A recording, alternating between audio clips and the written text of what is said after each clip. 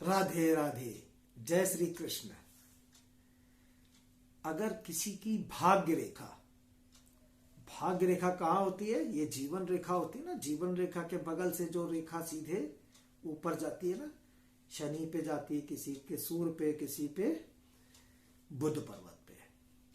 तो अगर किसी व्यक्ति की भाग्य रेखा ऐसे ऊपर चलते चलते उंगली के मध्यमा उंगली पे चढ़ जाए, इसके नीचे पोर में मध्यमा उंगली के ऊपर ऐसे चढ़ जाए, किसी की भाग्य रेखा मध्यमा उंगली के ऊपर ऐसे चढ़ जाए, ध्यान से देखना होता है।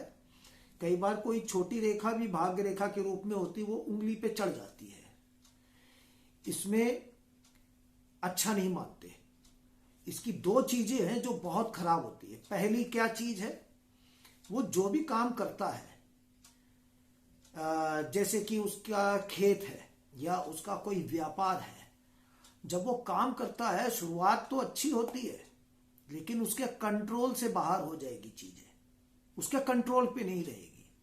अभी 2 दिन पहले मेरे पास एक व्यक्ति बैठा था, उसको अच्छा बड़ा ऑर्डर मिला, मुनाफा भी अच्छा था। उस व्यक्ति ने कहा कि ये पूरा ट्रक माल आगरा भेज दो।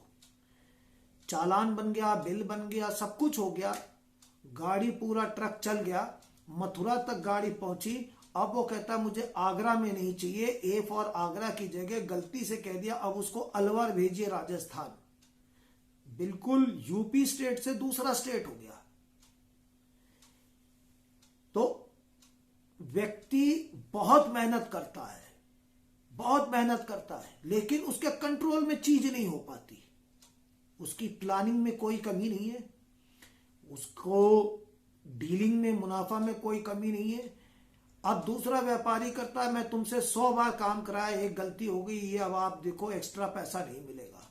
अब वो वापस ना अपनी गाड़ी ला सकता और ना उसको मुनाफा मिलता, उसको अलवर भेजना पड़ता है, कितने पेपर में चेंज और क्या क्या करना पड़ता है। ये नुकसान हो गया, उसके कंट्रोल से बाहर है।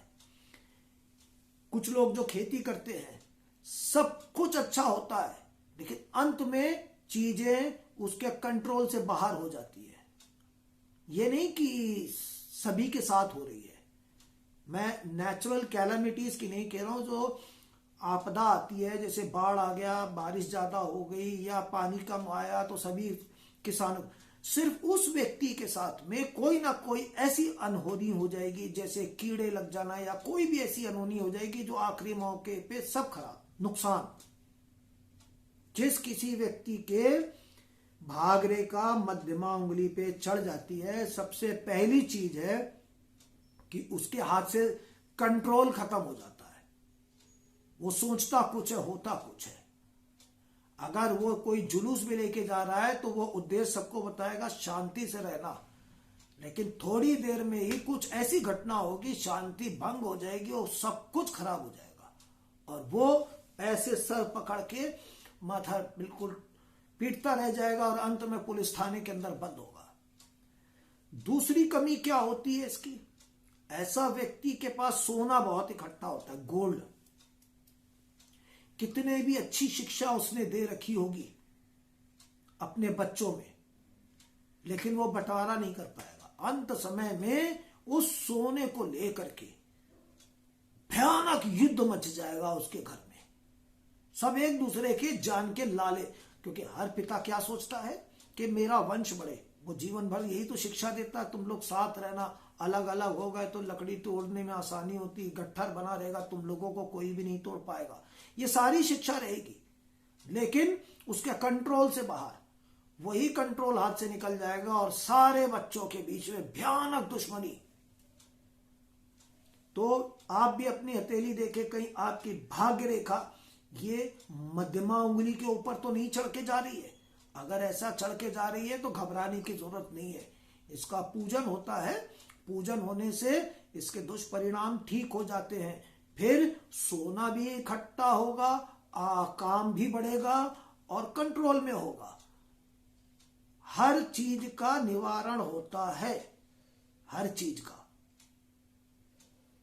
अगर कोई चीज खराब हो रही है तो उसमें होता क्या है कि हमारे शरीर के 7 चक्र हैं, उसमें जो है ना व्याधियां आ जाती हैं। उस चक्र का हवन के मंत्र जाप के पूजन से, अंगूठी के भी द्वारा होता है, रुद्राक्ष भी बताया जाता है।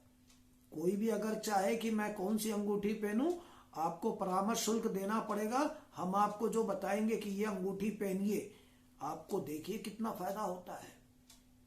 ये वाला रुद्राक्ष पहनिए, देखिए आपको कितना फायदा होता है।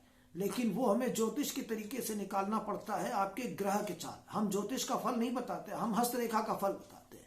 परंतु अगर कोई ये जानना चाहे कि मुझे रुद्राक्ष कौन सा पहनना है, कौन सा हमें नग पहनना है, तो वो आप पूछ सकते हैं, लेकिन उसके लिए आपको परामर्श शुल्क देना पड़ता है।